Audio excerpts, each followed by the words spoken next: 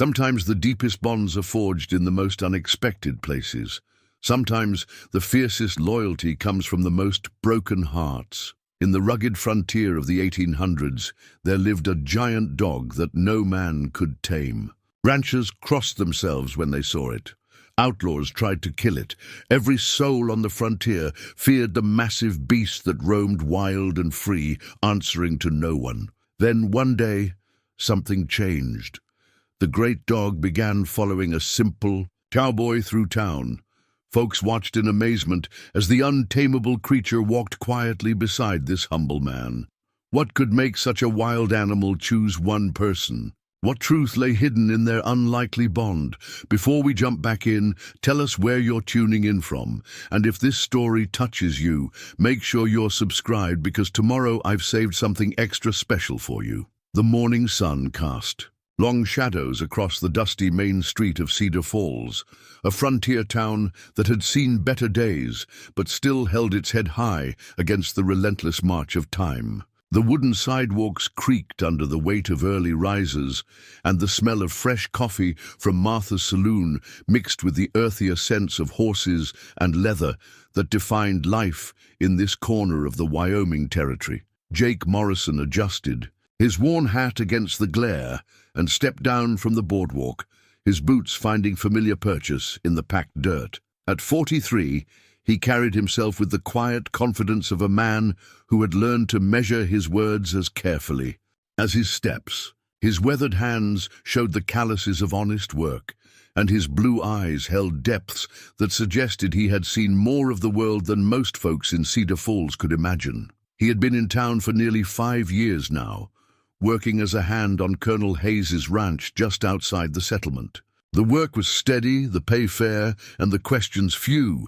Exactly what Jake had been looking for when he'd first ridden into town with nothing but his horse, his bedroll, and a small leather satchel that never left his side. "Morning, Jake," called out Sheriff Tom Bradley from across the street.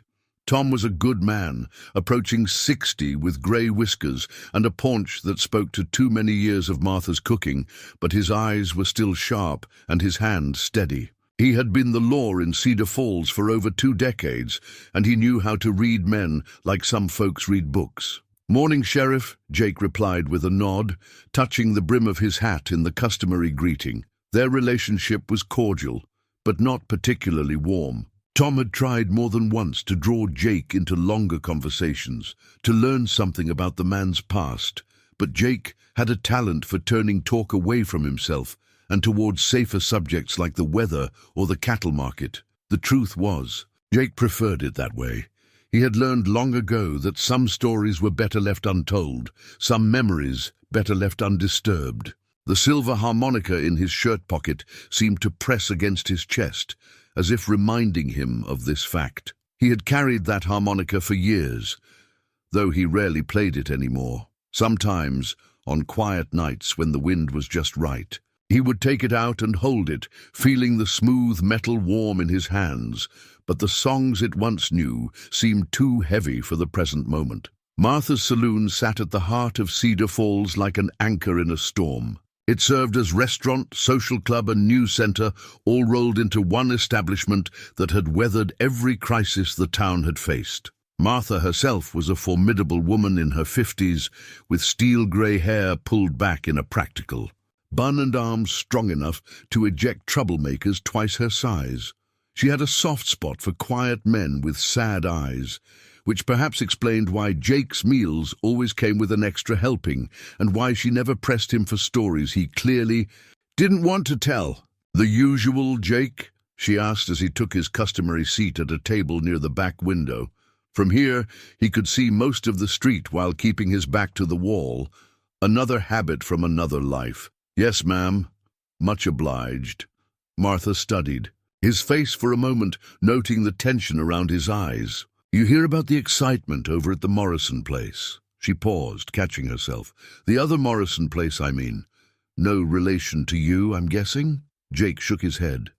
Different family entirely. The coincidence of names had been remarked upon when he first arrived, but like most things about Jake Morrison, the subject had eventually been dropped. "Well, seems they lost 3 head of cattle last night. Found the fence torn down and tracks leading off toward the hills. Big tracks, Tom says. Bigger than any wolf or mountain lion he's ever seen. This caught Jake's attention in a way that Martha didn't miss. His coffee cup paused halfway to his lips, and something flickered in his eyes, recognition perhaps, or memory. "Any idea what might have done it?" he asked carefully. Martha leaned closer, lowering her voice to the conspiratorial whisper that preceded all the best gossip in Cedar Falls. "Old Henrik swears he saw it 3 nights back. Says it was a dog the size of a small horse, moving through the moonlight like a ghost. Course Henrik's been known to see things that ain't there, especially after he's been sampling his own cooking whiskey." But Jake wasn't dismissing Henrik's story as easily as Martha expected. His weathered hands had tightened around his coffee, a cup, and his gaze had turned inward as if he were consulting some internal catalogue of memories. "Describe this dog," he said quietly. "Well now, you know how stories grow in the telling," Martha replied, settling into the chair across from him with the ease of someone accustomed to long conversations. "But Henrik says it was massive, easily 150 pounds, maybe. More. Dark-coloured, with a head like a wolf but broader. Says it moved with a purpose, not like a wild animal looking for food, but like something, or someone, with a destination in mind." The description settled into Jake's consciousness like a key finding its lock. His mind went immediately to the leather satchel in his room, to the items he had carried for so many years without quite knowing why. Among them was a daguerreotype, faded now but still clear enough to show 2 young soldiers in Union blue, standing beside a massive dog that could easily fit Henrik's description. "You all right, Jake? You look like you've seen a ghost." He forced himself to relax, to settle back into the persona he had cultivated so carefully. "Just reminded me of something, that's all.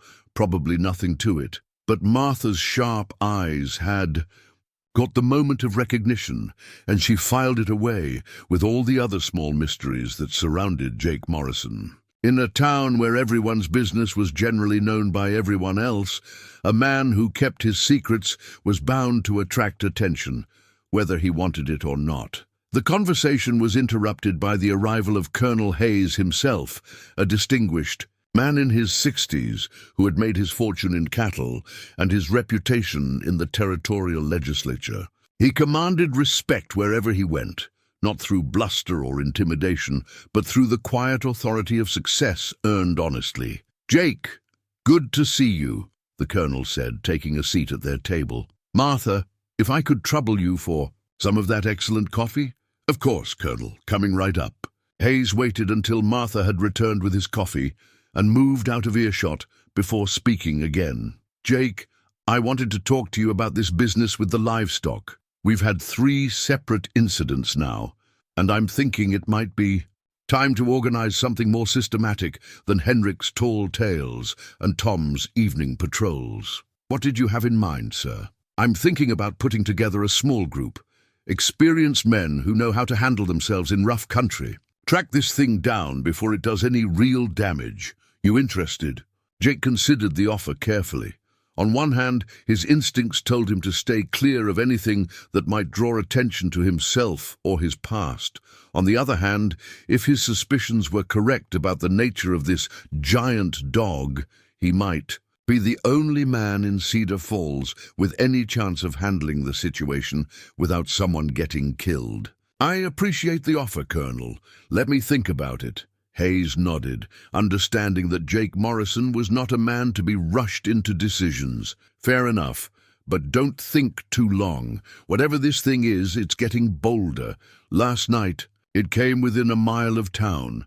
Next time, it might not stop at cattle." After the colonel left, Jake sat alone with his coffee and his thoughts. Through the window, he could see the ordinary rhythm of life in Cedar Falls.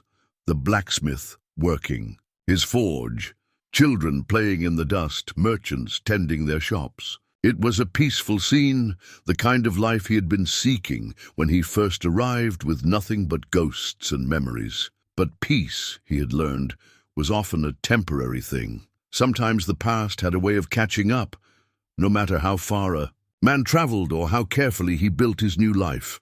And sometimes, Jake reflected as he fingered the harmonica in his pocket, a man's past came calling in forms he never could have expected. The silver harmonica had belonged to another life, another man who had worn a different uniform and carried different responsibilities. That man had made promises, promises to friends, promises to the living and the dead, promises that had seemed impossible to keep in the chaos and aftermath of war. Jake Morrison, the quiet ranch hand, had spent 5 years trying to forget those promises.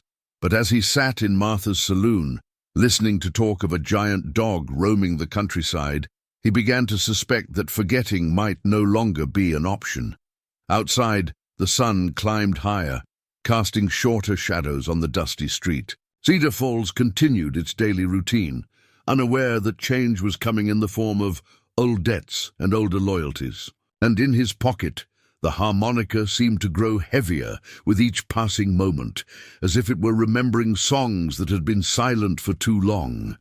The day stretched ahead with its familiar patterns and comfortable predictability. But Jake Morrison, for the first time in 5 years, found himself wondering if his carefully constructed peace was about to come to an end. In his bones, he could feel the approaching storm, and he knew, with the certainty of hard experience, that some storms could only be weathered by facing them head-on. Whatever was coming to Cedar Falls, Jake sensed it was coming for him specifically. The only question was whether he would be ready when it arrived. The answer to Jake's unspoken question arrived 3 days later in the form of screaming horses and shouting men. It was mid-afternoon when the commotion erupted on Main Street. Jake had been loading supplies into his wagon outside Henderson's General Store when the sound of splintering wood and terrified whinnying cut through the lazy afternoon air like a blade. He turned to see pure chaos unfolding in front of the bank. A massive shape, dark as a thundercloud and easily the size of a small pony, had materialized from the alley between buildings. The creature stood perfectly still in the center of the street, its enormous head raised as if scenting the air. Even from 50 yards away, Jake could see the intelligence in its dark eyes, the controlled power in its stance. "Sweet Mother of God," whispered Henderson from beside him. "Look at the size of that thing." The dog, for it was unmistakably a dog despite its impossible size, surveyed the street with an almost human deliberation. Its coat was thick and dark, mottled with grey around the muzzle that spoke of age and experience. Scars marked its shoulders and flanks, telling stories of battles fought and won in the wilderness. But it was the eyes that held Jake transfixed. They were intelligent, purposeful, and filled with something that looked remarkably like patience. "Somebody get Tom!" shouted a voice from across the street. "Get the sheriff!" The giant dog's ears swiveled toward the sound, but otherwise it remained motionless.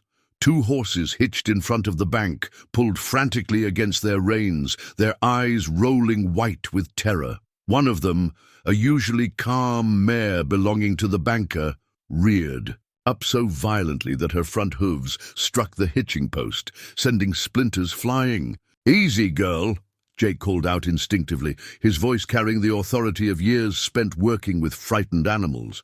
To his surprise, not only did the mare settle slightly, but the giant dog's head turned toward him with unmistakable interest. For a moment that seemed to stretch into eternity, man and beast regarded each other across the dusty street. Jake felt a chill of recognition run down his spine, not of the specific animal, but of the type. The bearing, the size, the intelligent assessment in those dark eyes. It was impossible, he told himself. It had been too many years. Too many. "Miles, too much time! Jake, get back!" Sheriff Bradley's voice cut through the tension as he emerged from his office, rifle in hand. "That thing's dangerous!" But Jake found himself stepping forward instead of back, drawn by something he couldn't quite name. The dog watched his approach with what seemed like curiosity rather than aggression. Its massive tail, thick as a man's arm, gave a single deliberate sweep, "Jake, damn it, what are you doing?" Tom's voice held a note of panic. "It's all right," Jake called back, though he wasn't sure he believed it himself. "He's not aggressive. Look at his posture." Indeed, the dog showed none of the signs of an animal preparing to attack. Its ears were forward and alert, but not flattened. Its mouth was slightly open, tongue visible but not snarling. Most telling of all, its weight was evenly distributed on all four legs, rather than coiled for a spring. Jake continued his slow approach until he was within 15 feet of the animal. This close, its size was even more impressive. The dog's shoulder came nearly to Jake's waist, and its massive head was easily the size of a dinner plate. Old scars crisscrossed its muzzle and throat, speaking of fights with wolves, bears, or worse things in the wilderness. "Easy, boy," Jake said softly, extending his hand palm down. "Easy now." The dog stretched its neck forward, maintaining the distance between them, but clearly scenting Jake's offered hand. Its nostrils flared as it processed whatever information it was gathering. Then, to the amazement of every watching townsperson, the giant creature took one careful step forward. "Jake, for the love of—" Sheriff Bradley started to say, but his words were cut off by what happened next. The dog lowered its massive head and touched its nose to Jake's outstretched fingers. The contact lasted only a moment, but in that brief touch, Jake felt something electric pass between them, a recognition that went deeper than sight or sound or smell. The dog's eyes fixed on his, and Jake saw in them not wildness or ferocity, but something that made his throat tighten with unexpected emotion. Loneliness. Deep, abiding loneliness. And beneath that, a loyalty so profound it had survived years of wandering and waiting. "I'll be damned," breathed a voice from the gathering crowd. "Look at that!" The dog straightened and took a step back, but its eyes never left Jake's face. Then, with the dignity of royalty, it turned and padded silently back toward the alley from which it had emerged. But at the mouth of the alley, it paused and looked back over its shoulder, a clear invitation that Jake found himself understanding. Despite its impossibility, "Don't even think about it," Sheriff Bradley warned, reading Jake's expression. "That thing could tear you apart." But Jake was already thinking about it, his mind racing through possibilities he had tried to bury years. The size, the scars, the intelligence, and most of all, that moment of recognition, it all pointed toward something that should have been impossible. The torn letter with its military seal, carefully preserved in his leather satchel, seemed to burn against his consciousness like a brand. "Jake," Martha's voice came from behind him, gentler than the sheriff's, but no less concerned. "You all right? You look like you've seen a ghost." In a way, Jake thought, perhaps he had. He turned to face the crowd of worried townspeople, all of them looking to him for answers he wasn't sure he could give. "At least, not yet. The animal's not wild," he said finally. "It's trained, or was. Once upon a time—" "Trained?" scoffed Henderson. "By who? And trained to do what?" Jake was quiet for a long moment, considering his words carefully. Around him, the street began to return to normal as people realized the immediate danger had passed. Horses settled, conversations resumed in hushed tones, and the business of the day gradually reasserted itself. "I don't know yet," he said at last, which was both truth and lie wrapped together. "But I intend to find out." Sheriff Bradley approached, his rifle now held casually rather than at the ready. "Jake, I've known you for 5 years. And I've never seen you react to anything the way you just reacted to that animal. What aren't you telling me?" It was a fair question, and Tom Bradley was a fair man who deserved better than evasion. But some stories required more than fairness to justify their telling. Some stories carried burdens that couldn't be shared without shifting their weight onto innocent shoulders. "Give me a little time, Tom," Jake said. "If I'm right about what I think I'm right about, you'll know everything soon enough. If I'm wrong, then it doesn't matter anyway." The sheriff studied Jake's face with the practiced eye of a man accustomed to reading truth and lies in equal measure. Whatever he saw there must have satisfied him, because he nodded slowly. "All right. But Jake, be careful. That thing may not have been aggressive today, but wild animals are unpredictable, and something that size could kill a man without meaning. 2. Jake nodded his understanding, but privately he was becoming more convinced that wild was not the right word for what they had encountered. Wild animals didn't show that kind of controlled intelligence, that deliberate patience. Wild animals didn't make eye contact with humans and communicate complex messages through nothing more than a glance. As he finished loading his wagon and prepared to head back to the ranch, Jake found his thoughts turning inevitably toward the leather satchel in his room and the items it contained. The daguerreotype of 2 young soldiers and their canine companion, the torn letter bearing an official military seal, the silver harmonica that had once played songs around campfires that no longer burned. That evening, as he rode the familiar trail back to Colonel Hayes's ranch, Jake couldn't shake the feeling that he was being watched, not stalked or hunted, but observed with the same patient intelligence he had seen in the giant dog's eyes. Once, near a bend in the trail where the trees grew close to the path, he thought he caught a glimpse of movement in the shadows, a dark shape that seemed too large and too purposeful to be a trick of the light. But when he looked directly, there was nothing there except the whisper of wind through the pines and the settling sounds of a wilderness preparing for night. Still, the feeling persisted all the way back to the ranch house, a sensation of being accompanied rather than followed.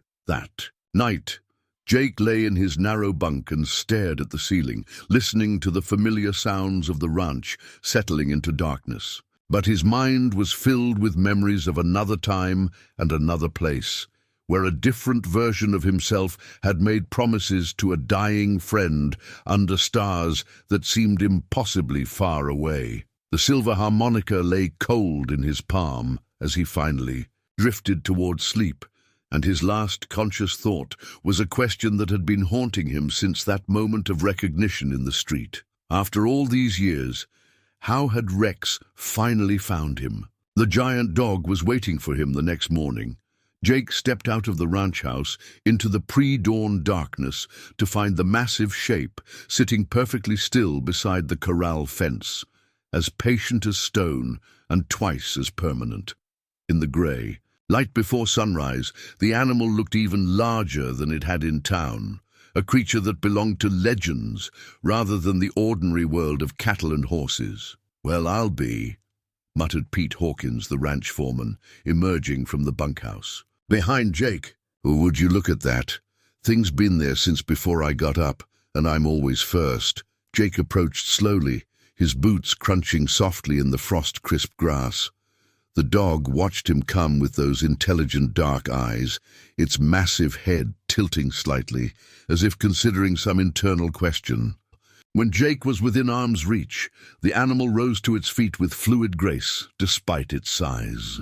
"Morning," Jake said quietly, feeling only slightly foolish for greeting a dog as he would a person, but there was something in the creature's demeanor that seemed to deserve such courtesy, a dignity that commanded respect. The dog's response was to step closer and with deliberate gentleness press its enormous head against Jake's side. The contact sent a shock of memory through him, so vivid he actually staggered. A young man in Union blue, barely 22, kneeling beside a campfire while a massive puppy, already showing promise of tremendous size, pushed against his leg. In the exact same way. "He's got good instincts, this one," the young man was saying, his voice carrying the soft drawl of rural Virginia. "Knows who his friends are. You all right, Jake?" Pete's voice seemed to come from very far away. Jake shook himself back to the present, aware that he had been standing motionless for several long seconds. Fine. Just fine. But he wasn't fine, and the worn cavalry saddle hanging in the tack room seemed to mock him with its presence. He had kept that saddle for 15 years, telling himself it was simply a good piece of equipment too valuable to discard. Now, looking down at the dog that had somehow found him across decades and hundreds of miles, Jake acknowledged the truth he had been avoiding. He had kept the saddle because it was the last tangible connection to the man he had been and the friend he had lost. "What you figure to do about him?" Pete asked, nodding toward the dog. I figured to let him be, Jake replied. He's not causing any harm. Pete looked skeptical. Colonel might not see it that way. Thing that size could spook the cattle. As if, understanding the conversation, the dog turned its attention to Pete and fixed him with a steady gaze that somehow managed to convey both intelligence and mild reproach. Pete actually took a step backward. On second thought, he said hastily, maybe the cattle could use a little excitement. Jake almost smiled at that, but the weight of returning memories kept any humor at bay. As he went about his morning chores, feeding horses, checking water troughs, preparing for another day of mending fence line, the dog followed at a respectful distance, not interfering, not getting underfoot, but always present, always watchful. It was when Jake was saddling his horse for the ride out to the far pasture that the most vivid memory struck. Rex, attention! The command rang out across the parade ground in that familiar Virginia drawl, and the massive dog, no longer a puppy but a full-grown giant, immediately sat at perfect attention. Good boy! Now heel! Marcus Thornfield had been the best dog trainer in the entire 3rd Virginia Cavalry, which was saying something in a unit where nearly every man had grown up around hunting hounds and farm dogs. But Rex was special, even among that company. The dog could track a single man across miles of broken country, could stand guard over wounded soldiers for days without rest, and could distinguish between friend and enemy with an uncanny accuracy that had saved more than one patrol from ambush. How'd you teach him to do that? Jake had asked one evening, as they sat around their small fire, Rex lying between them like a furry mountain. Didn't teach him, Marcus had replied, running his hand along the dog's massive head. Just showed him what I needed, and he figured out the rest. Some animals are born knowing things that people have to learn. Rex here, he was born knowing about loyalty. The memory was so sharp, so immediate, that Jake could smell the wood smoke and hear the distant sound of other campfires crackling in the Virginia darkness. His hands stilled on the saddle leather as 15 years collapsed into nothing. Jake, Pete's voice called from across the yard. You sure you're all right? Jake forced himself to focus on the present task, tightening the cinch and adjusting the stirrups with practiced motions. But when he swung into the saddle, the dog immediately moved to walk alongside his horse. Not ahead, not behind, but perfectly positioned at heel in a way that spoke of old training and older memories. They rode out toward the fence line in silence, man and horse and dog moving through the morning landscape like something from a different time. The dog's presence seemed to change the very quality of the air around them, charging it with a significance that Jake felt but couldn't quite name. It was when they reached the broken section of fence that Jake had been meaning to repair that the dog's behavior shifted. Instead of waiting patiently as he had been doing, the animal moved to a spot about 20 yards away and sat down facing south, his attention fixed on something in the distance that Jake couldn't see. The posture was unmistakable to anyone who had ever seen a well-trained military dog on duty. Rex, and Jake was now certain beyond doubt that this was Rex, was standing guard, watching for threats from the most likely direction of approach while his human worked. Never seen anything like it, Colonel Morrison, no relation despite the shared name, had said after watching Rex work for the first time. That dog reads terrain like a map and positions himself where he can do the most good. It's like having an extra scout who never gets tired and never makes mistakes.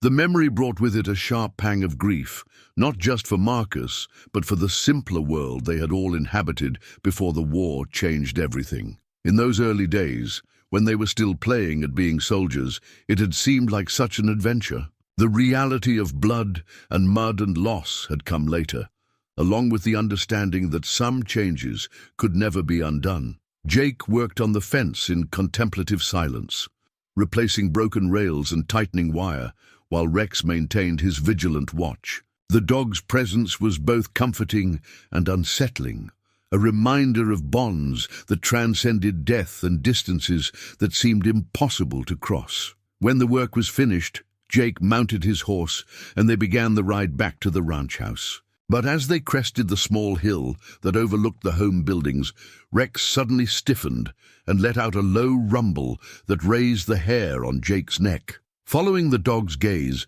Jake saw a small group of riders approaching the ranch from the east.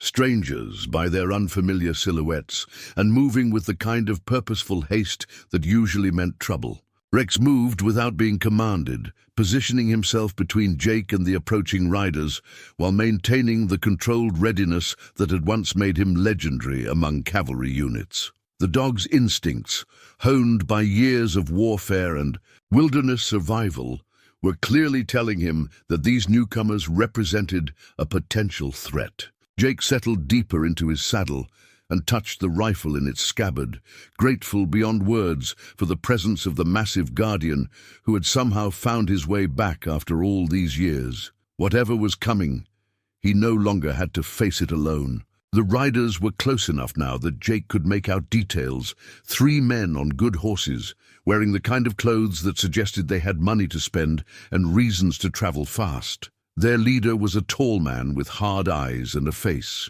that spoke of violence as easily as other men spoke of weather. As they approached, Rex's rumble deepened into something that was not quite a growl, but carried unmistakable warning. The massive dog had recognized something in these strangers that his human had not yet seen, and his body language made it clear that whatever came next, they would face it together. Just as they had 20 years ago, in a different life and under different stars, the 3 strangers reined up about 30 yards away, close enough for conversation, but far enough to show they understood the message Rex was sending. The leader, a lean man with silver hair and calculating eyes, touched his hat brim in greeting. "Afternoon," he called. "Name's Garrett. We're looking for work. Heard Colonel Hayes might be hiring hands." Jake studied the men carefully. Their horses were too good, their clothes too clean, and their hands too soft for ordinary ranch work. More tellingly, Rex's warning rumble had not subsided, and the dog's judgment had never been wrong about such things. "Colonel's in town today," Jake replied evenly. "You might try back tomorrow." Garrett's eyes flicked to Rex, and Jake saw something. There, not fear exactly, but a wary respect that suggested the man had encountered military dogs before. "That's some animal you've got there. Unusual size." "He is that," Jake agreed, keeping his voice neutral. After a moment of tense silence, Garrett nodded. "We'll be back tomorrow, then." "Much obliged." The 3 men turned their horses and rode back the way they had come, but not before Jake caught the leader glancing back over his shoulder with the kind of look men gave when they were memorizing details. Rex watched until the riders disappeared over the horizon, then settled back into his normal alert but relaxed posture. The message was clear. The immediate threat had passed, but vigilance remained necessary. As they continued toward the ranch house, Jake found his thoughts turning inevitably back to the last time he and Rex had faced strangers with hostile intent. The memory came with the bitter taste of gunpowder and the metallic scent of blood. It had been September of 1863, near a small Virginia town whose name Jake could no longer remember. Their patrol had been ambushed by Confederate irregulars, bushwhackers, who fought without uniforms or honor, killing Union soldiers from hiding and disappearing like smoke. Marcus had taken a bullet in the chest during the first volley, tumbling from his saddle as Rex barked frantically and circled the fallen man. Jake had managed to reach his friend's side, dragging him to cover behind a fallen log while bullets whined overhead. "How bad?" Marcus had asked, his voice already weak and breathy. Jake had seen enough battlefield wounds to know the answer, but he couldn't bring himself to say it. Instead, he had pressed his hands against the spreading red stain on Marcus's chest and tried to stem the bleeding that wouldn't stop. "You're going to be fine," he had lied. "Soon as this is over, we'll get you to a field hospital." Marcus had managed a weak smile. "Jake Morrison, you always were a terrible liar." His hand had found Rex's massive head, and the dog had whined softly, sensing his master's condition. "Promise me something." "Anything. Rex here, he's got nobody but me. If something happens, nothing's going to happen." Jake had insisted. "Promise me," Marcus had repeated, his grip tightening on Jake's arm with surprising strength. "Promise me you'll take care of him." "He's a good dog, Jake. Loyal as the day is long. He deserves better than to die alone in the woods." The gunfire had intensified around them, and Jake could hear their sergeant shouting orders to the surviving men. But in that moment, all that mattered was the dying man beside him and the promise he was being asked to make. "I promise," Jake had said. "But you're going to make it, Marcus. You hear me? You're going to make it." But Marcus hadn't made it. He had died there behind that fallen log, his hand still resting on Rex's head, while Jake held pressure on a wound that refused to stop bleeding. The dog had howled then, a sound of such pure grief that it had cut through the battle noise like a blade through silk. After the fighting ended and the dead were counted, Jake had tried to coax Rex away from Marcus's body, but the massive dog had refused to leave, lying beside his master with a devotion that broke Jake's heart. It had taken 3 days of patient work to finally win the animal's trust, and even then Rex had looked back at the grave marker with eyes that held all the sorrow in the world. The memory was so vivid that Jake could feel the Virginia mud under his knees and hear the distant sound of artillery fire. But it was what came after that haunted him most. The way Rex had tried to adapt to a new master, the way the dog had struggled to transfer his loyalty while still mourning his loss. For 6 months, Jake had kept his promise. Rex had become his shadow, following him through the remainder of the war with the same fierce devotion he had once shown Marcus. The dog had saved Jake's life more than once, warning of ambushes and standing guard while Jake slept. They had become partners in the way that only shared danger and mutual dependence could create. But then had come Appomattox and the end of the war, and the terrible confusion of a world suddenly without purpose or direction. Jake had been mustered out with the rest of his unit, given his back pay and a train ticket home to a place that no longer felt like home. And Rex, Jake closed his eyes against the memory, but it came anyway, sharp as a Confederate bullet. The military had no provision for war dogs in peacetime. Animals that had served with distinction were simply abandoned, left to fend for themselves, or destroyed if they posed a problem. Jake had fought the decision, arguing with officers who couldn't understand that Rex wasn't just any dog. He was a veteran, a soldier who had earned better, but in the end, the choice had been taken from him. Orders were orders, and Jake Morrison was just another discharged cavalryman with no authority to challenge the system. The last time he had seen Rex, the dog was chained to a post at the discharge depot, waiting for a fate that Jake couldn't bear to witness. Jake had walked away that day, telling himself he would come back, that he would find a way to keep his promise to Marcus. But the world had other plans. His own family was dead of fever, his hometown was ashes, and the man he had been before the war no longer seemed to exist. By the time he had gotten himself together enough to return for Rex, the depot was empty and the dog was gone. Jake had spent weeks searching, following rumors and chasing shadows, but Rex had vanished as completely as if he had never existed.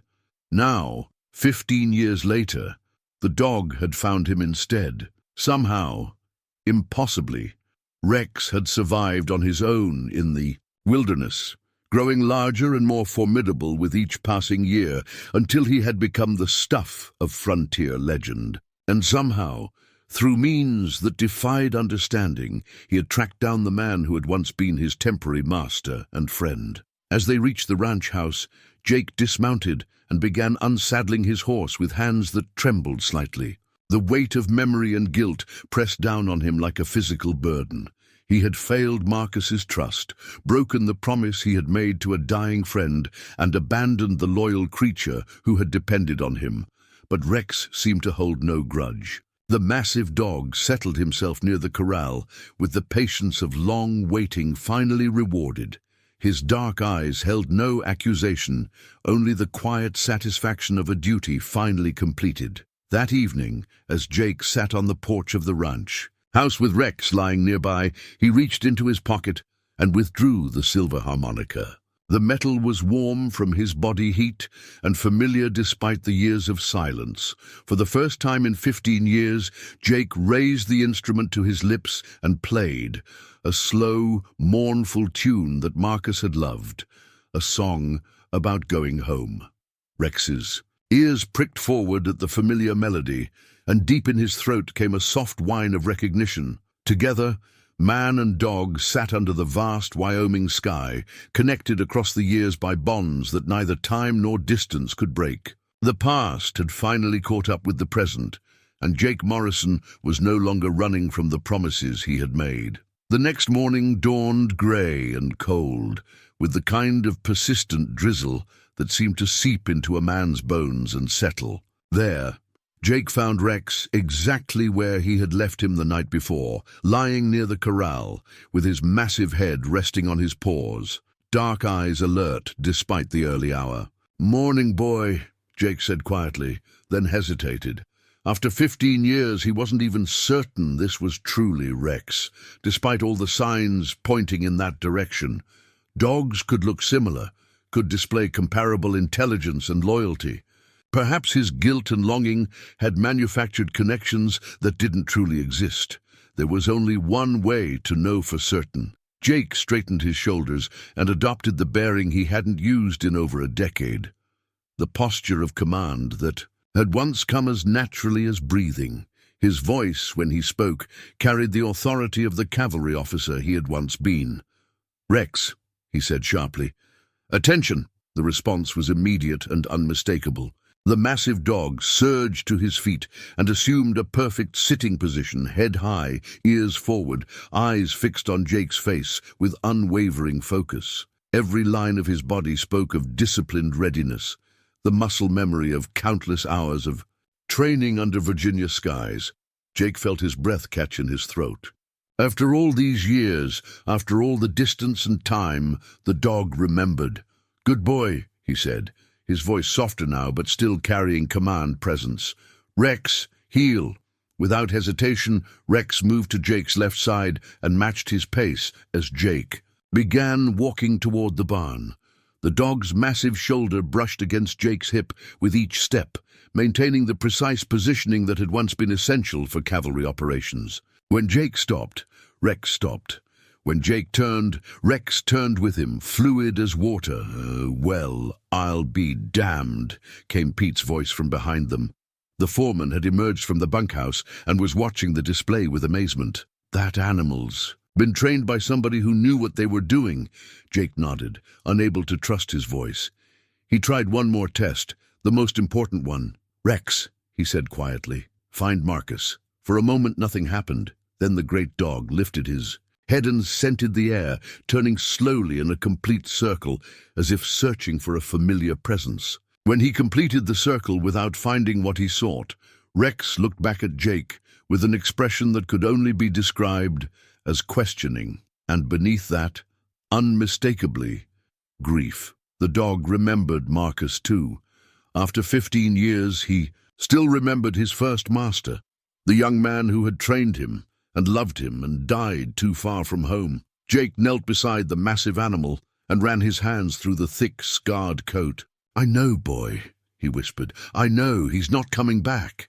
Rex pressed against him with a warmth that spoke of understanding and acceptance. Whatever had driven the dog to find Jake after all these years, it wasn't the expectation of recovering. What was lost? It was something else, something deeper and more complex than simple loyalty. The sound of approaching horses interrupted the moment. Jake looked up to see Colonel Hayes riding into the yard, accompanied by Sheriff Bradley and two men Jake didn't recognize. Their faces were grim, and the tension in their bearing suggested, "Serious business, Jake," the colonel called as he dismounted. "Glad you're here. We need to talk." Jake rose to his feet, Rex automatically positioning himself at heel. The dog's demeanor shifted subtly, not threatening, but clearly alert to the potential for trouble.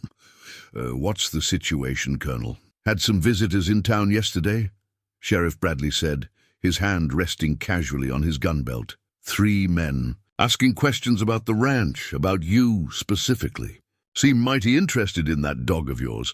Jake felt a chill that had nothing to do with the morning drizzle. What kind of questions? The kind that make me nervous, Tom replied. Wanted to know how long you'd been working here, where you... It came from before Cedar Falls, whether you had any family or close friends in the area.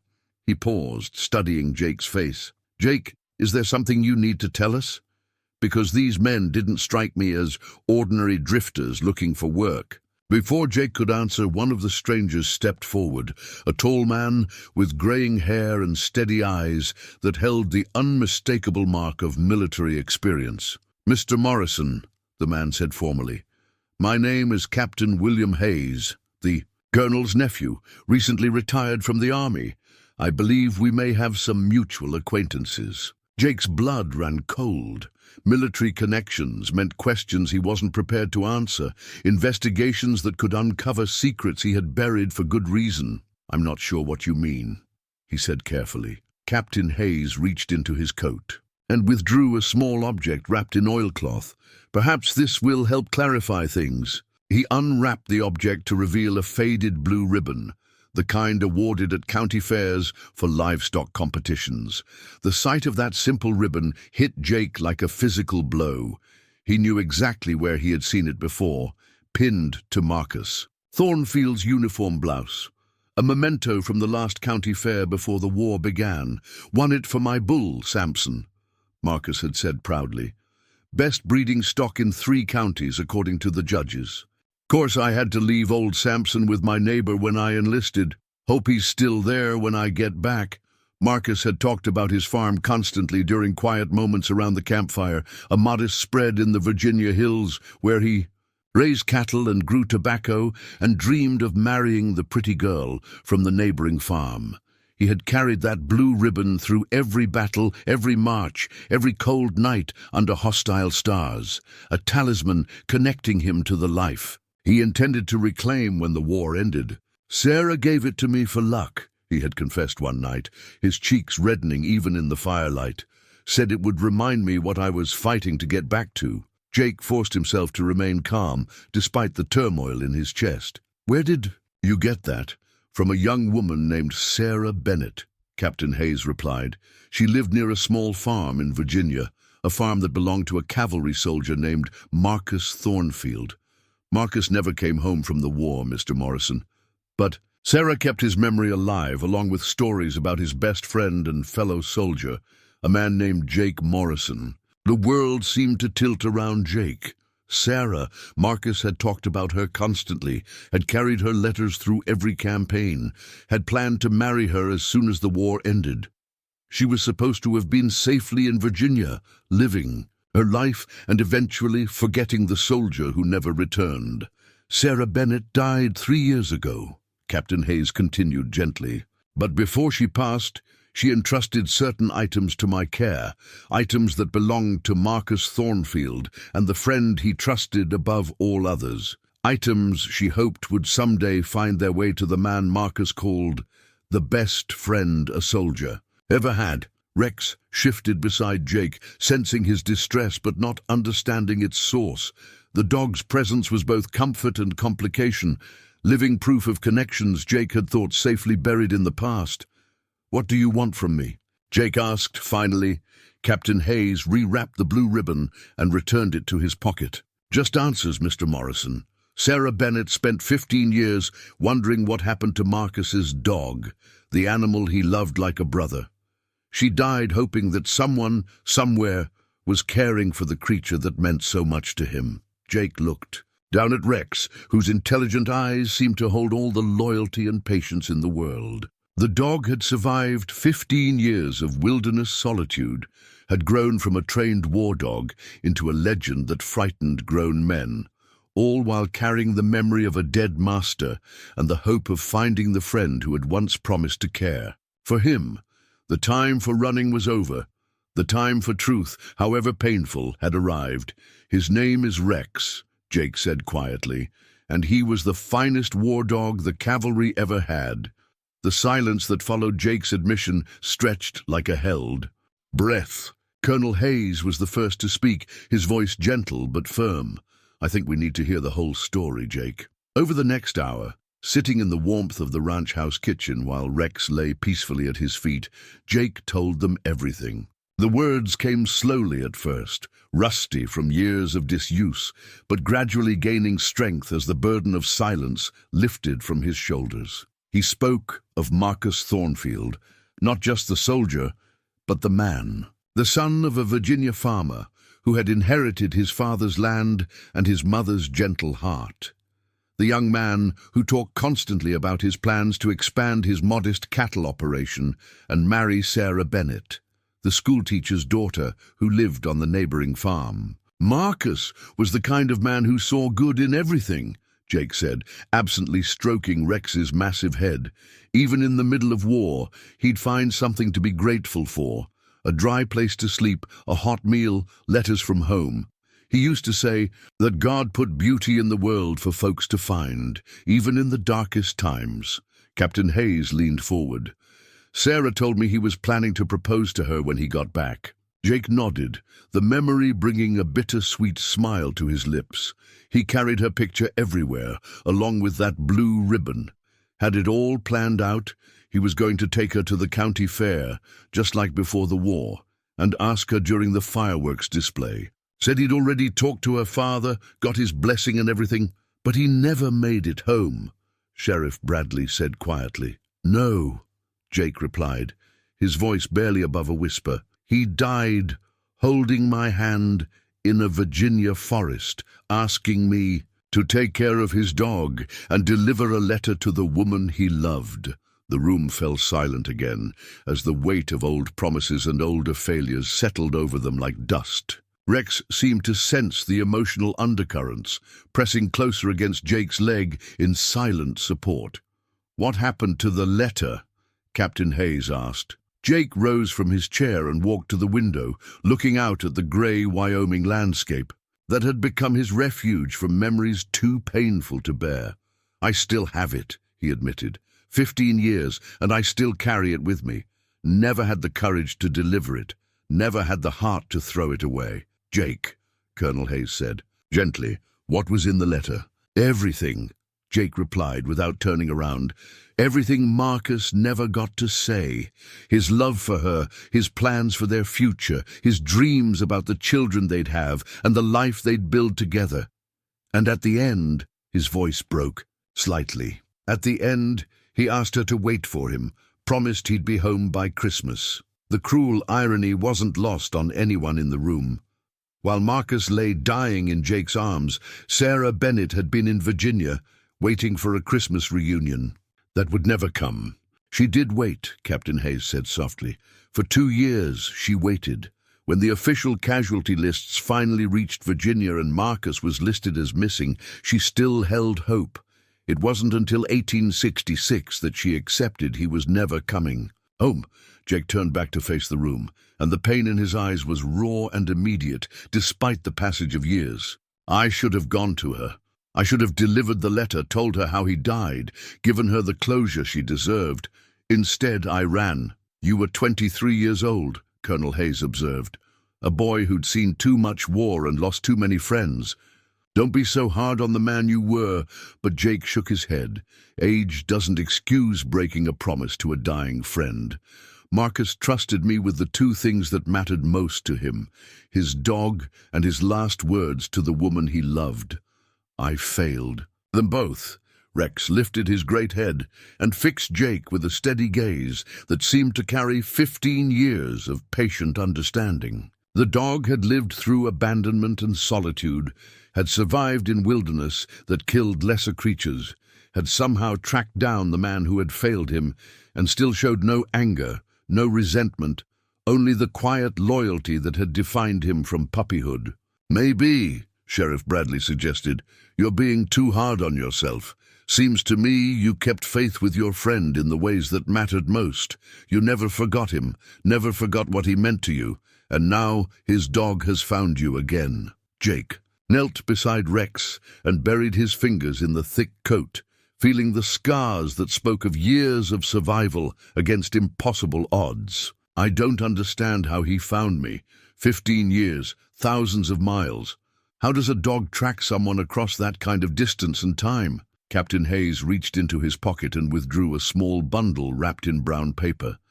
Maybe this will help explain. Inside the paper was another item from Marcus's personal effects, a collar made of sturdy leather, now cracked with age, but still bearing the brass nameplate that read, Rex, 3rd Virginia Cavalry. Attached to the collar was something that made Jake's heart stop. His own cavalry insignia, the one he had given to Marcus as a token of friendship during their first week of service together. Sarah found this in Marcus's belongings after the war, Captain Hayes explained. She said he told her in his letters that he'd given it to Rex to wear, said it would help the dog remember his friends even when they were far apart. Jake took the collar with trembling hands, understanding flooding through him like revelation. Rex hadn't tracked him across impossible distances through mysterious canine instinct. He had carried Jake's scent, Jake's identity, literally around his neck for 15 years. Every day of his wilderness wandering, the dog had worn a reminder of the promise made and the friendship that transcended death. He's been looking for you all this time, Colonel Hayes said quietly. Sarah believed that, and now I do too. Rex has been carrying Marcus's love and your friendship all these years, waiting for the moment when he could complete the circle. Outside, the drizzle had stopped, and weak afternoon sunlight was beginning to break through the clouds. Jake looked around the room at the faces of the men who had become his friends, his chosen family, and felt something shift inside his chest. A loosening of bonds he had thought permanent. There's a town council meeting tonight, Sheriff Bradley said, about the situation with Rex, about whether he can stay in the area. Some folks are still spooked by his size, worried about livestock and children. Jake nodded, decision crystallizing in his mind like frost forming on glass. I'll be there. It's time the whole town knew the truth. That evening, as Jake prepared to face the community that had become his home, Rex lay beside him on the porch, patient as stone and twice as enduring. The massive dog seemed to understand that change was coming, that the long years of waiting and searching were finally drawing to a close.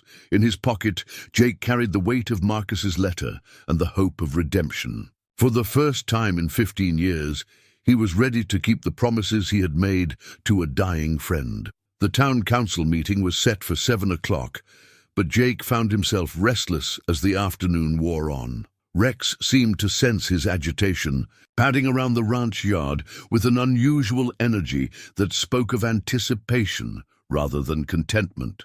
You keep pacing like that, you'll wear a groove in the ground, Pete observed from his perch on the corral fence. Jake paused in his restless movement and looked at the dog, who had stopped near the gate and was gazing intently toward the hills that rose beyond the ranch boundaries. Rex's posture was alert, purposeful, as if he were listening to something only he could hear. "What is it, boy?" Jake asked, approaching the massive animal. "What do you see out there?" Rex turned to look at him, and in those dark eyes, Jake saw something he hadn't noticed before, a sense of urgency, as if the dog were trying to communicate something important. Rex took several steps toward the gate, then looked back over his shoulder with unmistakable expectation. "He wants to show you something," Pete said, climbing down from the fence. "Look at him. That's not random wandering. That dog's got a destination in mind." Jake felt a chill of premonition. In all the years of carrying Marcus's last letter, of wondering about the promises he had failed to keep, he had never considered that there might be more to the story than his own guilt and Rex's loyalty. "Saddle my horse," he told Pete, "and tell the colonel I might be late for the council meeting." The sun was already sinking toward the western hills when Jake and Rex set out from the ranch. The massive dog led the way with purposeful strides, following what seemed like invisible paths through the rolling grassland. They traveled in silence, except for the rhythmic sound of hoofbeats and the whisper of wind through the tall grass. After nearly an hour of steady travel, Rex turned toward a small grove of cottonwood trees that grew around a natural spring. Jake had ridden past this spot many times over the years, but had never paid it much attention. It was simply another watering hole in country that had dozens of them. But as they approached, Jake realized that Rex's behavior was changing. The dog's pace slowed, and his massive head lowered in a gesture that looked almost like reverence.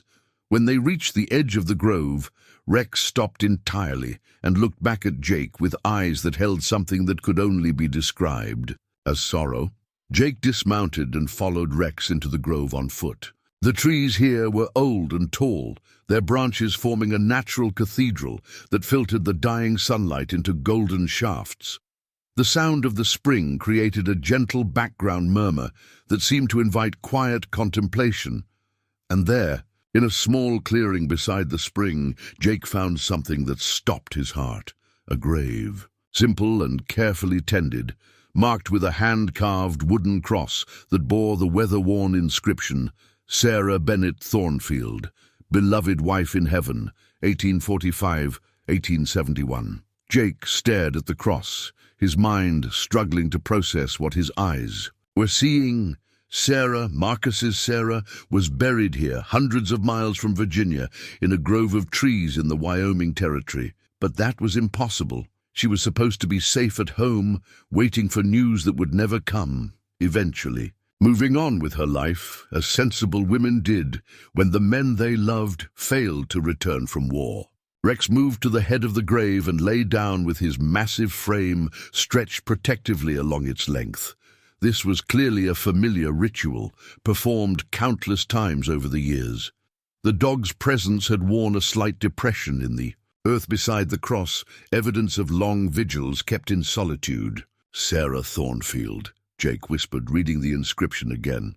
She had taken Marcus's name, even though they had never married, claimed his identity in death, if not in life. With trembling hands, Jake knelt beside the grave and brushed away the fallen leaves that had accumulated around the base of the cross. As he did, he noticed something that made his breath catch in his throat. Fresh wildflowers, carefully arranged and recently placed. Someone's been caring for this grave, he said aloud. Recently.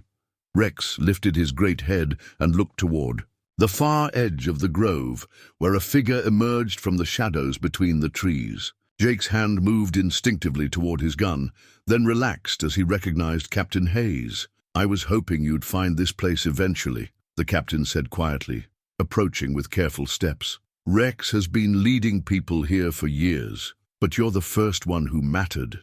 "You knew," Jake said. "It wasn't a question." "I knew Sarah came west in 1869, Captain Hayes replied, settling onto a fallen log near the grave. "What I didn't know until recently was why, or what happened to her after she arrived." "Tell me," Jake said simply. Captain Hayes was quiet for a long moment, gathering his thoughts or perhaps his courage. After the war ended and the casualty lists were finally published, Sarah learned that Marcus was officially listed as missing, presumed dead, but she couldn't accept it. She convinced herself that he might have survived, might have been taken prisoner or lost his memory, or simply been too wounded to make his way home. Jake closed his eyes, imagining the young woman clinging to impossible hope while the months turned into years. "She sold her father's farm in 1869, Captain Hayes continued, used the money to come west, following rumors of surviving soldiers who had never made it home. She believed, truly believed, that if she just searched hard enough, traveled far enough, she would find Marcus alive somewhere. But she found this instead," Jake said, gesturing toward the grave. "She found nothing at first," Captain Hayes corrected. "Just empty wilderness and endless questions. She settled in Cedar Falls because she'd heard there were ex-soldiers in the area. She took work as a seamstress and kept asking about Marcus Thornfield, kept showing people his photograph and that blue ribbon." Rex stirred at the mention of the ribbon, lifting his head as if he recognized the reference. "What she found," Captain Hayes said, "was Rex." The revelation hit Jake like a physical blow. Rex was here, in Cedar Falls. He'd been living wild in these hills for years, growing larger and more formidable with each season. The townspeople were already telling stories about a giant dog that couldn't be caught or killed. But Sarah recognized him from Marcus's letters and daguerreotypes. She knew who he was. Jake looked at the massive dog lying beside Sarah's grave, and suddenly everything made sense. Rex hadn't been searching for Jake all these years. He had been standing guard over the woman who had loved his first master, the woman who had come west chasing impossible dreams and found only heartbreak. "She tamed him?" Jake asked. "She won his trust," Captain Hayes replied. "It took months, but eventually Rex allowed her to approach, to touch him, to share his vigil in these woods. She would come here every day, bringing food for the dog and flowers for the grave she intended to create." Captain Hayes's voice grew soft with compassion. Sarah knew by then that Marcus was truly dead. Rex's presence confirmed it. The dog wouldn't have been alone if his master was still alive. So Sarah did what she had come west to do. She said goodbye to the man she had loved, and she prepared to make a new life for herself. "But she died first," Jake said, understanding flooding through him. "Fever," Captain Hayes confirmed. The winter of 1871 was brutal, and Sarah had been weakened by years of hard travel and harder hope. She fell ill in December and died just after New Year's Day. Jake looked at the inscription on the cross again, seeing it with new understanding. She died believing Marcus was her husband. She took his name. The townspeople of Cedar Falls knew her as Mrs. Thornfield, Captain Hayes said. She never corrected them when they assumed she was a widow. In her heart, I think she truly was Marcus's wife, married to him by love, if not by law. Rex rose from his position beside the grave and moved to Jake's side, pressing his massive head against Jake's shoulder. In that gentle contact, Jake felt the weight of 15 years. 15 years of the dog dividing his loyalty between guarding the grave of the woman who had loved his master and searching for the friend who had promised to care for him. "He's been waiting for you to find this place," Captain Hayes said quietly. "Waiting for you to understand what Sarah understood, that some love transcends death, and some promises are kept in ways we never expect." Jake reached into his pocket and withdrew Marcus's letter, the paper soft with age and handling. For 15 years he had carried these words meant for Sarah, never knowing that she had died within 100 miles of where he now knelt. Never knowing that his failure to deliver them had condemned her to die without the closure she deserved. But perhaps, Jake thought as he looked at the peaceful grave and the loyal dog who had guarded it so faithfully, perhaps there were different kinds of closure, different ways for promises to be fulfilled. "She knew," he whispered, more to himself than to Captain Hayes. Somehow she knew Marcus had loved her. Rex told her in the only way he could. As the last light faded from the Wyoming sky, Jake Morrison knelt beside Sarah Bennett Thornfield's grave and finally understood why Rex had found him. It wasn't about redemption or forgiveness or the fulfillment of old promises. It was about love. Love that had survived war and separation and death itself. Love that had brought a giant dog and a grieving woman together in the wilderness.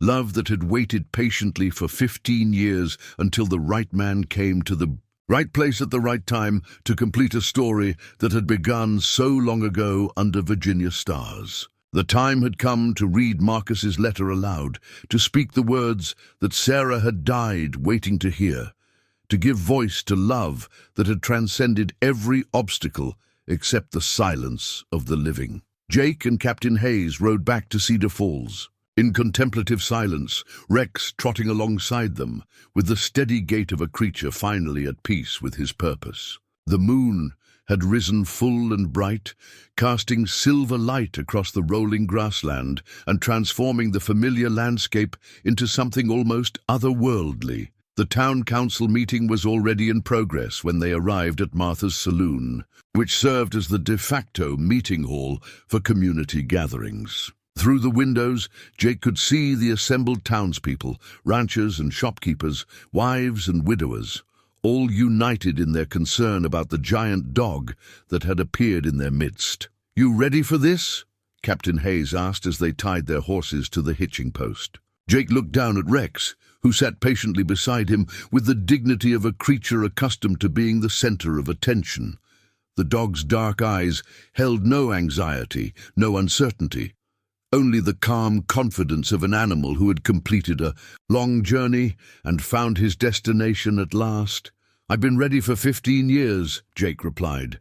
"I just didn't know it." The conversation inside the saloon died when Jake pushed through the batwing doors, Rex padding silently behind him. Every eye in the room turned toward them, and Jake could feel the mixture of curiosity, fear, and fascination that the massive dog inspired in ordinary people. Sheriff Bradley was standing at the front of the room beside a makeshift podium that Martha had fashioned from an overturned crate. "Jake," he said with obvious relief, "glad you could make it. We were just discussing the situation with—" He paused, searching for the right words. "With Rex," Jake supplied quietly. "His name is Rex." Martha, seated in the front row with her, arms crossed and her expression skeptical, leaned forward. "That's all well and good, Jake, but a name doesn't change the fact that animal could kill a man without breaking stride. Some of us have children to think about." Murmurs of agreement rippled through the assembled crowd. Jake looked around the room at faces he had known for 5 years, people who had become his neighbors and friends without ever really knowing who he was or where he had come from. The time for secrets was over. "You're right, Martha," he said, stepping forward so everyone could see and hear him clearly. "Rex is dangerous. He's a trained war dog, a veteran of the Union cavalry, and he's survived 15 years in the wilderness by being stronger, smarter, and more determined than anything that challenged him." The room grew even quieter. Colonel Hayes, seated near the back, nodded encouragingly. "But," Jake continued, "he's also the most loyal, most honorable creature I've ever known. And he's not here by accident." Over the next hour, Jake told them the story, all of it. He spoke of Marcus Thornfield and the friendship forged in war, of promises made to a dying soldier under hostile stars. He described the search for Rex after the war's end, the failure to keep faith with a fallen comrade, and the years of guilt that had followed. He told them about Sarah Bennett Thornfield, the young woman who had traveled west, chasing impossible hope, and found only heartbreak. He explained how Rex had divided his vigil between guarding her grave and searching for the friend who had once been trusted with his care. By the time Jake finished speaking, there wasn't a dry eye in the room. Martha had pulled out her handkerchief and was dabbing at her eyes without shame. Even old Henrik, who claimed he'd seen everything worth seeing in his 70-odd years, was wiping his nose and staring at Rex with new understanding. "So you see," Jake concluded, "Rex isn't a wild animal threatening your families. He's a soldier who's been trying to complete his mission for 15 years. All he's ever wanted was to serve those he loves and protect those he's been trusted to guard." Sheriff Bradley cleared his throat and stood up slowly. "Jake, that's a hell of a story. But what does it mean for us now? What happens next?" Jake looked down at Rex, who had remained perfectly still throughout the entire recounting. The dog's presence had been a calming influence on the crowd. It was hard to fear something that displayed such obvious intelligence and self-control. "What happens next," Jake said carefully, "is that I need to finish what I started 20 years ago. I need to deliver a letter that should have been read a long time ago, and I need to make sure that Marcus Thornfield and Sarah Bennett get the recognition they deserve." Captain Hayes rose from his seat in the back of the room. "If I may," he said formally, "I have some items that belong to both Marcus and Sarah, things that might help provide closure not just for Mr. Morrison, but for this entire community." From a leather satchel he had been carrying, Captain Hayes withdrew several objects wrapped in cloth.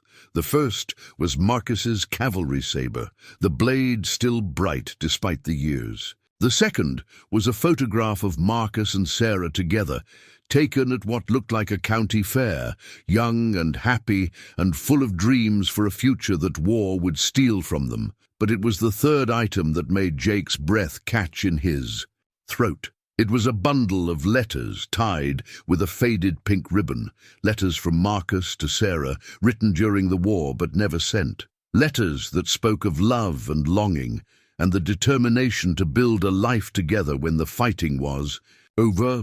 Sarah kept these all her life, Captain Hayes explained.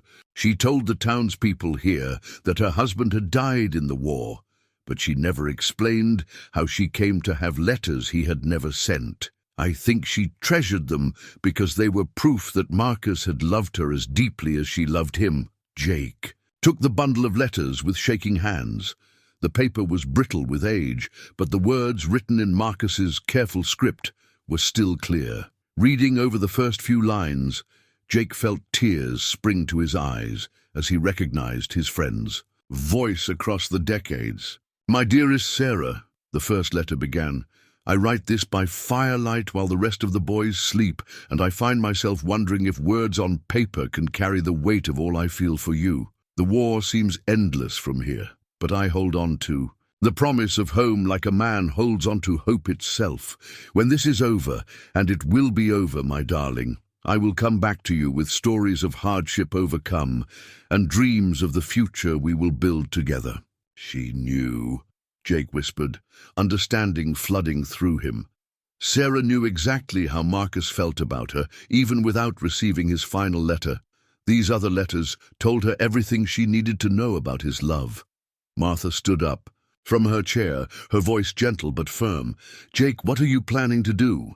Jake looked around the room at the faces of his neighbors and friends, then down at Rex, who watched him with patient understanding. "I'm planning to hold a proper ceremony," he said. "Tomorrow at sunset, I'm going to Sarah's grave to read Marcus's final letter aloud, the letter I should have delivered 15 years ago.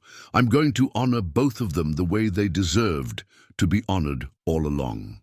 "And Rex?" Sheriff Bradley asked. Jake placed his hand on the massive dog's head, feeling the warmth and strength that had sustained the animal through 15 years of solitary vigil. "Rex is going to say goodbye to his long watch.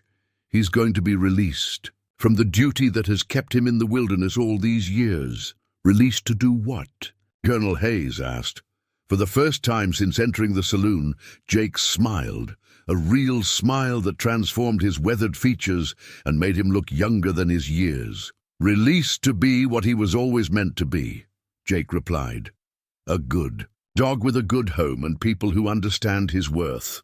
The crowd erupted in murmurs of approval and emotional agreement. It was clear that the story of Marcus, Sarah, and Rex had touched every heart in the room, transforming fear into sympathy and suspicion into understanding. Martha stood up and wiped her eyes one more time. "Count me in for tomorrow's ceremony," she announced.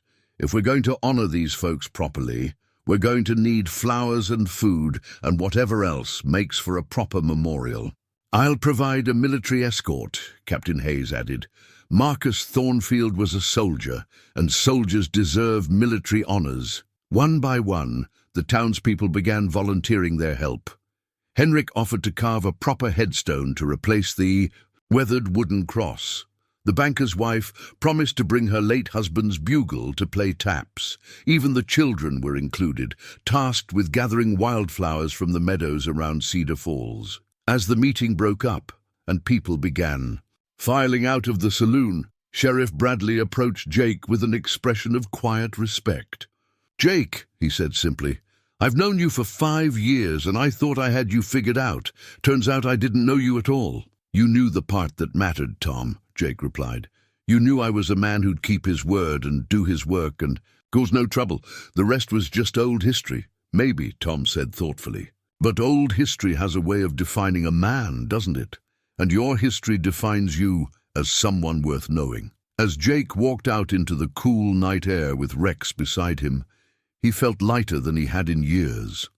The weight of secrets and guilt was finally beginning to lift, replaced by a sense of purpose that reminded him of the young soldier he had once been. Tomorrow, he would finally deliver Marcus's letter. Tomorrow, he would honor the memory of 2 people who had loved each other across impossible distances and circumstances. And tomorrow, Rex would be free to begin a new chapter of life, not as a guardian of the dead, but as a companion to the living. The ceremony would mark the end of one story and the beginning of another, a story that promised redemption, for the living and peace for the dead. Under the Wyoming stars that had witnessed so much sorrow and so much hope, Jake Morrison prepared to keep the promise that had waited 20 years for fulfillment. The sun was sinking toward the western horizon when the procession left Cedar Falls, casting long shadows across the grassland as the small group made their way toward the cottonwood grove. Jake rode at the head of the column, Rex trotting beside his horse with the patient dignity that had become his trademark. Behind them came the townspeople. Not all of them, but enough to show that the story of Marcus, Sarah, and Rex had touched hearts throughout the community. Martha had brought armloads of wildflowers gathered from every garden in town. Sheriff Bradley carried a new wooden cross that Henrik had carved through the night, complete with proper lettering that would weather the seasons better than the original marker. Captain Hayes rode in full-dress uniform, his saber gleaming at his side and a bugle case strapped to his saddle. The grove was exactly as Jake had left it the night before, peaceful in the golden light of approaching evening. The spring murmured its quiet song while the cottonwoods rustled their leaves in the gentle breeze. It was a place that invited contemplation, a natural cathedral where the boundary between earth and heaven seemed unusually thin. Rex immediately went to his customary position beside Sarah's grave, settling himself with the practiced ease of long familiarity. The massive dog's presence transformed the gathering from a simple memorial service into something deeper, a reunion of spirits long separated by death and distance. Jake dismounted and approached the weathered wooden cross that had marked Sarah's resting place for over 20 years.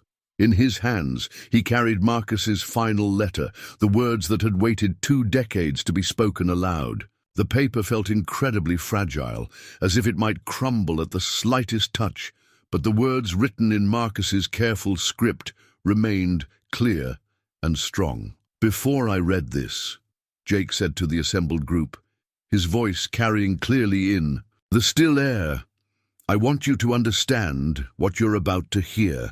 This letter was written by Private Marcus Thornfield of the 3rd Virginia Cavalry on the morning of September 15th, 1863. He was 22 years old, had been fighting for 2.5 years, and was planning to propose marriage to Sarah Bennett when the war ended." Jake paused, looking down at Rex, who watched him with those intelligent dark eyes that seemed to understand the significance of the moment. "Marcus died that afternoon," Jake continued, "holding my hand and asking me to deliver this letter to the woman he loved. It has taken me 20 years to find the courage to honor that promise." The silence that followed was absolute, broken only by the whisper of wind through grass and the gentle sound of the spring. Jake unfolded the letter with infinite care, cleared his throat, and began to read in a voice that carried the weight of decades. "My dearest Sarah," he began, and immediately felt the presence of his long-dead friend so strongly that it was as if Marcus was standing beside him. "If you are reading these words, then I have gone ahead to prepare a place for us in whatever comes after this life. I pray that place will be worthy of the love we have shared and the dreams we have built together." Jake's voice grew stronger as he continued, the words flowing with Marcus's characteristic gentleness and hope. "I know that my death will bring you sorrow, my darling, but I hope it will not bring you despair. The love we have shared has been the greatest gift of my life, a light that sustained me through the darkest moments of this terrible war. That love does not die with me. It lives on in your heart and in the memories we created together, and in the promise of reunion that faith offers to those who believe." Rex stirred at the familiar cadence of the words, his great head lifting, as if he too could hear Marcus's voice speaking across the years. Several of the women in the gathering had begun to weep openly, moved by the simple eloquence of a young soldier's final message to his beloved. "I want you to know," Jake read on, "that my last thoughts were of you, of your smile on summer afternoons, of your laughter echoing across the county fair, of the way you looked when you promised to wait for me. I carry those memories with me into whatever lies beyond, and they make me unafraid." The letter continued with Marcus's hopes for Sarah's future, his wish that she would find happiness again even without him, and his detailed instructions for the life he had planned for. Them, the farm they would have expanded, the children they would have raised, the quiet contentment they would have shared in the Virginia hills. I have asked my dearest friend Jake Morrison to deliver this letter to you, Jake read, his own name sounding strange in Marcus's loving words. Jake is a man of honor who has saved my life more times than I can count. Trust him as you would. Trust me, for he carries my love for you along with my final words. Jake's voice began to waver as he approached the end of the letter, the emotional weight of 20 years pressing down on him like a physical burden. Wait for me, my darling Sarah. He read through tears that he no longer tried to hide. Wait. For me, in whatever place souls go when they are freed from earthly sorrow, I will find you there, just as I found you in life, and we will have the forever that war has stolen from us here. Until that day, know that you are loved beyond measure, beyond distance and beyond death itself. Your devoted Marcus. The silence that followed the final words stretched like a prayer, broken only by quiet weeping and the gentle sounds of the natural world around them. Rex rose from his position beside the grave and moved to Jake's side, pressing his massive head against Jake's leg in a gesture of comfort and understanding. He kept faith, Jake said softly, addressing Sarah's grave as much as the living witnesses. Marcus kept faith with you, Sarah, and you kept faith with him, and Rex here, Rex, kept faith with both of you, standing guard over your memory and your love until someone came who could speak the words that needed speaking. Captain Hayes stepped forward, drawing his saber in a crisp salute. Private Marcus Thornfield, he said formally, your message has been delivered. Your duty is complete. As the sun touched the horizon, painting the sky in shades of gold and crimson, Jake knelt beside Sarah's grave and placed Marcus's letter against the base of the cross. The paper would not survive the weather, but the words had been spoken at last, released into the world, where love and memory could give them eternal life. As the last echoes of Marcus's words faded into the evening air, something profound shifted. In the grove, Rex, who had maintained his vigil beside Sarah's grave for so many years, slowly rose and walked to where Jake knelt by the wooden cross. For a long moment, man and dog looked at each other with perfect understanding, the understanding that comes when old debts are finally paid and long-held promises are at last fulfilled. Then Rex did something he had never done in all his years of wild wandering. He lowered his massive head and gently took Jake's hand in his mouth, not biting, but holding it with the careful precision of a creature who understood the weight of ceremony. It was the gesture of a military dog, accepting a new command, the formal transfer of loyalty from one master to another across the bridge of shared love and respect. I accept, Jake whispered, and the words carried the weight of a sacred oath. Sheriff Bradley stepped forward, his own eyes bright with unshed tears. Jake, he said quietly, I've seen a lot of things in my 20 years as sheriff, but I've never seen anything like this. That dog has been waiting for you, hasn't he? All this time, he's been waiting for you to find this place and speak those words. Jake nodded, unable to trust his voice. Rex released his hand and moved to stand at his side, no longer the guardian of the dead, but the companion of the living. The change in the dog's bearing was subtle, but unmistakable. Where once there had been the patient endurance of duty, now there was the alert readiness of partnership. Martha approached with her arms full of wildflowers, her face streaked with tears, but her expression peaceful. Sarah would have loved hearing those words, she said as she began arranging the flowers around the base of the cross.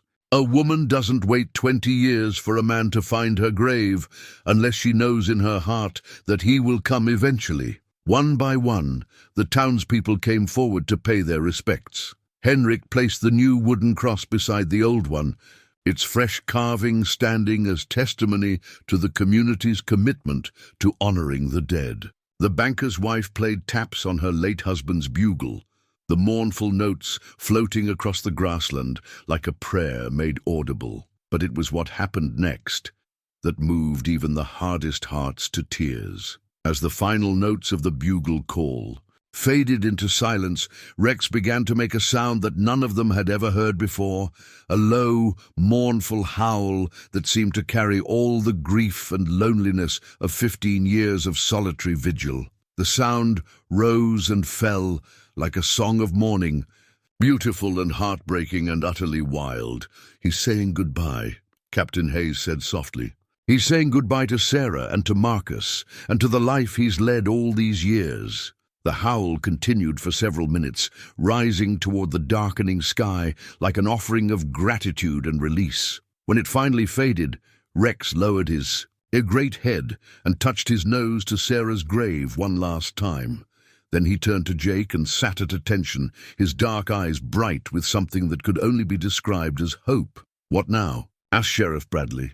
Jake looked around at the faces of his neighbors and friends, people who had witnessed the most important moment of his life and understood its significance. These were good people, people who had opened their hearts to a story of love and loss and redemption, people who had transformed their fear into compassion and their suspicion into acceptance. "Now Rex comes home," Jake said simply.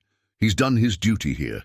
It's time for him to learn what it means to be part of a family again." As if to confirm this decision, Rex moved closer to Jake and leaned his massive frame against the man's leg. Not the formal contact of military protocol, but the casual intimacy of a dog who had finally found his place in the world. The ceremony continued as the stars began to appear overhead. Captain Hayes led a formal military salute to honor both Marcus and Sarah, while the townspeople shared memories of the woman they had known as Mrs. Thornfield, the quiet seamstress who had lived among them for 2 years, never complaining about her circumstances, never speaking of the heartbreak that had brought her so far from home. "She was a good woman," Martha said as they prepared to leave the grove. "Kind to children, helpful to neighbors, always quick with a smile or a word of encouragement. We never knew her story, but we knew her heart. And now we know why Rex chose to stay near Cedar Falls all these years," added Henrik. "He wasn't just guarding her grave, he was keeping faith with the whole community that cared for her." As the group began the journey back to town, Jake noticed that Rex's gait had changed.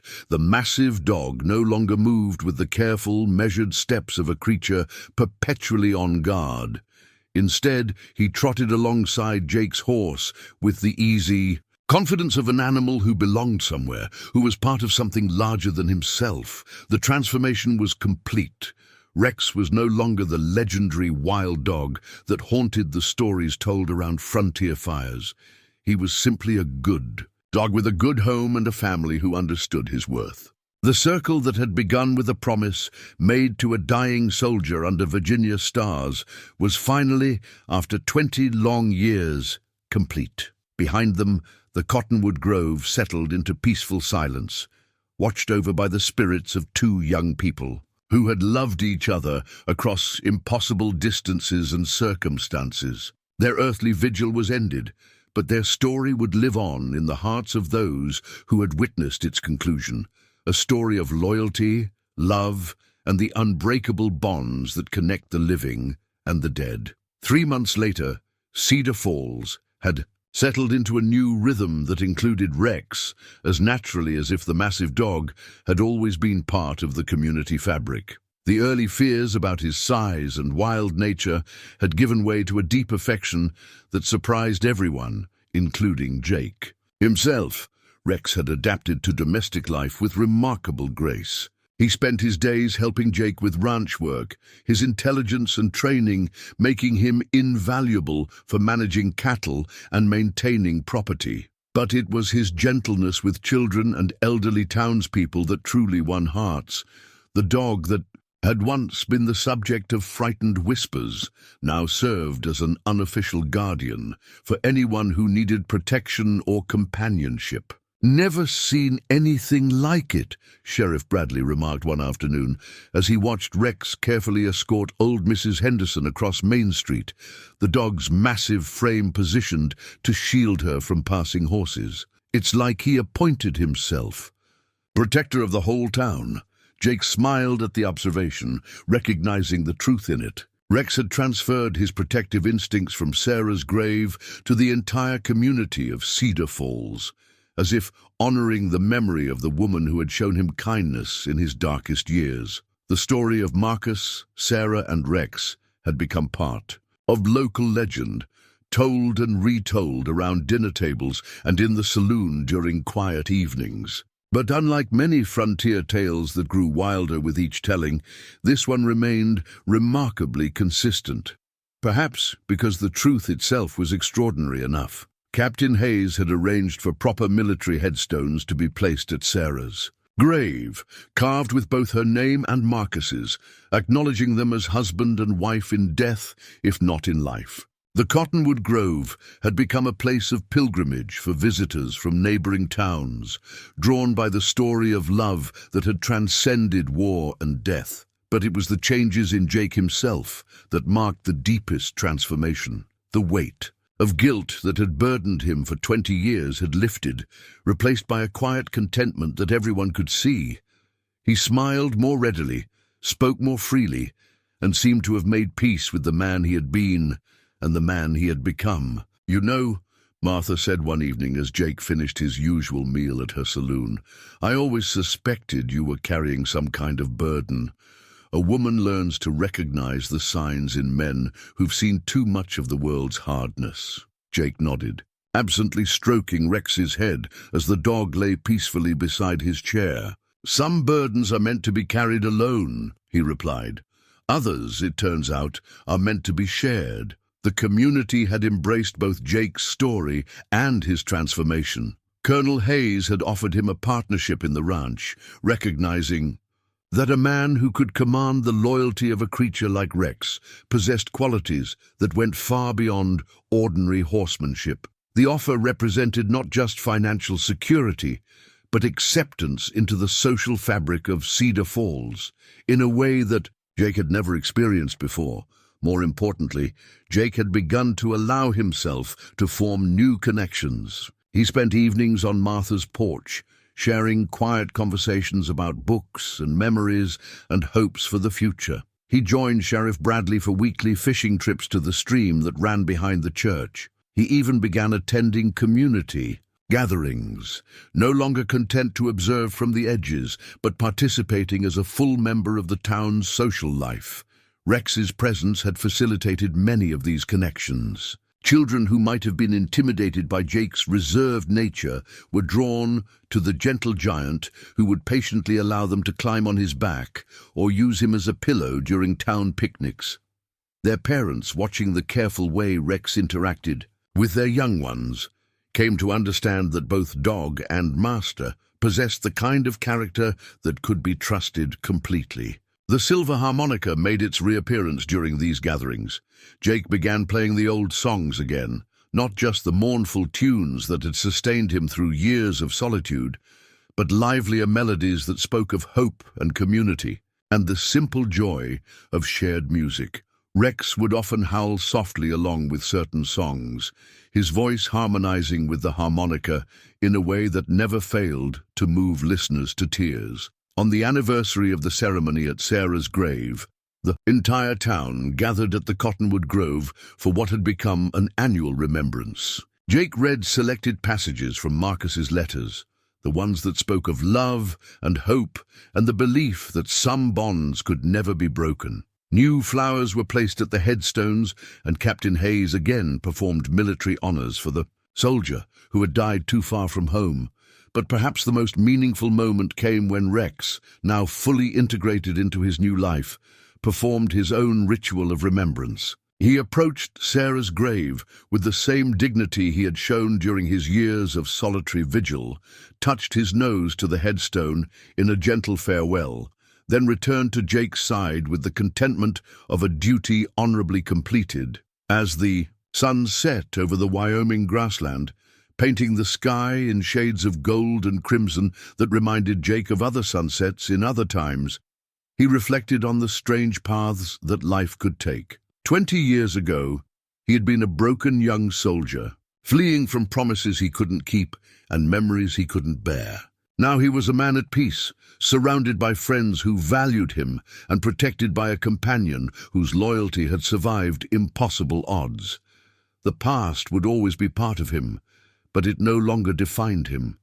Marcus Thornfield's friendship, Sarah, Bennett's patient love, and Rex's unwavering faithfulness had combined to teach Jake the most important lesson of all, that redemption was possible, that love could transcend death, and that sometimes the most profound healing came not from forgetting the past, but from finally having the courage to honor it. As he and Rex walked home through the familiar streets of Cedar Falls, Jake Morrison knew with quiet certainty that he was exactly where he belonged. The promise made to a dying friend under Virginia stars had been kept at last, and in keeping it, he had found not just peace but purpose. The purpose of a man who had learned that the greatest victories were won not on battlefields, but in the simple act of keeping faith with those we love. Behind them, the lights of Cedar Falls twinkled in the gathering darkness, a testament to the enduring power of community and the bonds that connect all living things. And somewhere in the Cottonwood Grove, beneath stars that had witnessed both sorrow and joy, two young lovers rested in peace, their story complete and their love finally honored as it deserved to be.